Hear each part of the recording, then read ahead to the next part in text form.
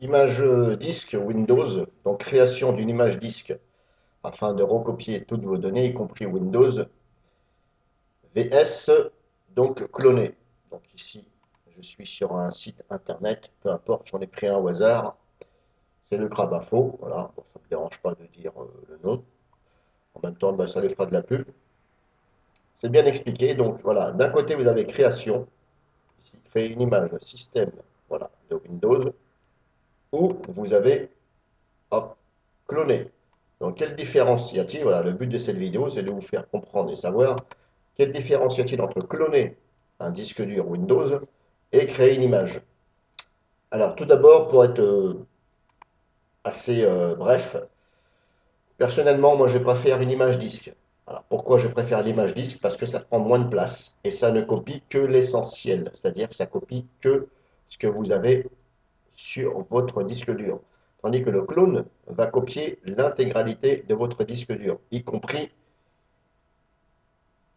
ce que vous avez effacé et qui n'est plus visible, mais n'a pas été rasé, donc est toujours sur le disque dur. Grossièrement, le clone, ça va faire un clone, donc ça va créer c'est même pas une image, hein, ça va créer un fichier, ça va cloner tout simplement, ça va même pas créer un fichier, ça va cloner tel que c'est. C'est-à-dire que si votre disque dur fait 500 gigas et vous voulez le cloner vers un SSD de 500 gigas ou plus, ben vous allez être obligé de prendre un SSD de 500 gigas ou plus.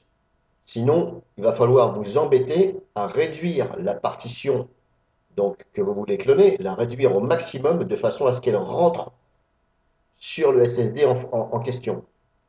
Vous ne pouvez pas, par exemple, cloner un disque dur de 500 gigas, c'est un exemple, sur un SSD de 128 gigas ou de 100 et quelques gigas. Ça ne passera pas. Il va falloir réduire la partition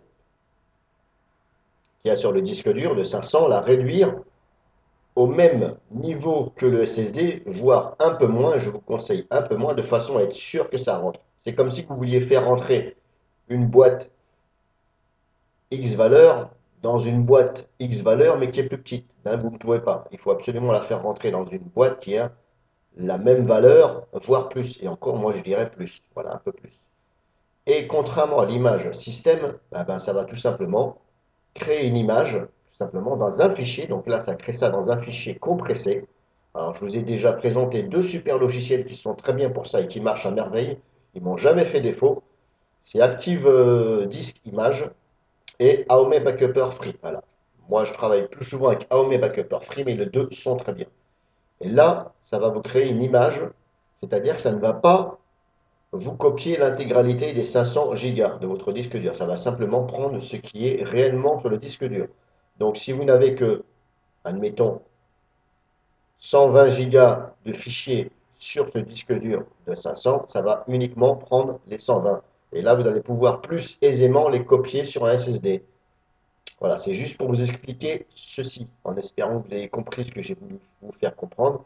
C'est tout simplement qu'il y a un côté pratique. Le côté pratique, c'est l'image système. Et en plus, l'image système, elle vous permet quoi? Eh ben, elle vous permet de la voir tout le temps. Tandis que le clone, ça va cloner. Et une fois que c'est cloné, si vous effacez votre disque dur parce que vous avez fini votre clone, euh, si votre clone ne marche pas et vous avez effacé avant de tester, eh bien là, c'est cacahuète pour vous. Tandis que l'image système, ça vous garde un fichier, ça vous crée un fichier, vous le compressez de façon à prendre moins de place. Et là, je vous garantis que vous l'avez, et le jour où vous avez un problème, bien entendu, il va falloir garder cette image disque quelque part, sur un disque dur externe, c'est quand même mieux, et vous allez pouvoir l'avoir sous la main pour vous dépanner. Et l'image système, c'est pareil, ça copie. Là, je vais être sûr de vous dire oui pour Aome Backuper, Active Disk Image, je ne sais plus, ça copie la partition de boot, c'est-à-dire la partition qui sert à lancer Windows. Tandis que le clone, des fois, ne prend pas la partie de boot. Donc là, si vous ne copiez pas la partie de boot et que vous ne pensez pas à la créer, eh bien là, ça ne va pas démarrer. Votre Windows ne va pas démarrer. Ben, les experts, ils vont s'y retrouver. Hein, voilà. C'est plus une vidéo pour les gens qui ne savent pas.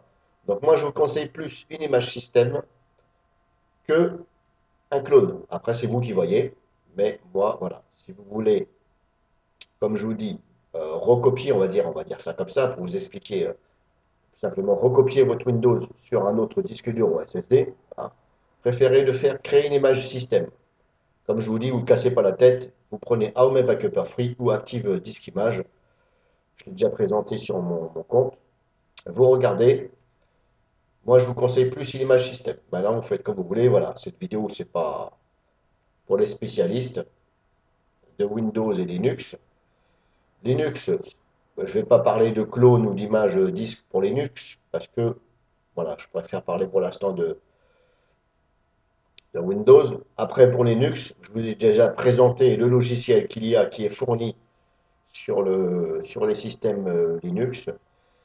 Ça s'appelle, je me rappelle plus comment il s'appelle. Faut que je regarde sur mon compte. Il y en a un, voilà. Il est dans le store en général. C'est Time Shift, voilà, c'est ça. Time Shift, voilà, c'est pareil. Ça crée une image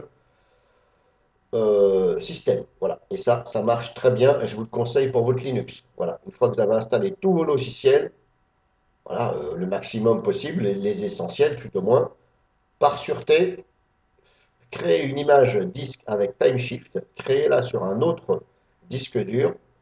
Et le jour où votre Linux s'y plante, au lieu de vous casser la tête à tout réinstaller, recopier vos logiciels, etc., paramétrer, vous vous servez de Time Shift, vous bootez sur un live ISO, n'importe lequel, de Linux, et vous éventuellement vous téléchargez Time Shift, le logiciel gratuit Time Shift, et vous recopiez cette image sur le disque que vous voulez, en branchant bien entendu le disque qui contient cette image. Et je vous garantis que ça fonctionne, moi je l'ai fait, il ne m'a jamais fait aucun défaut.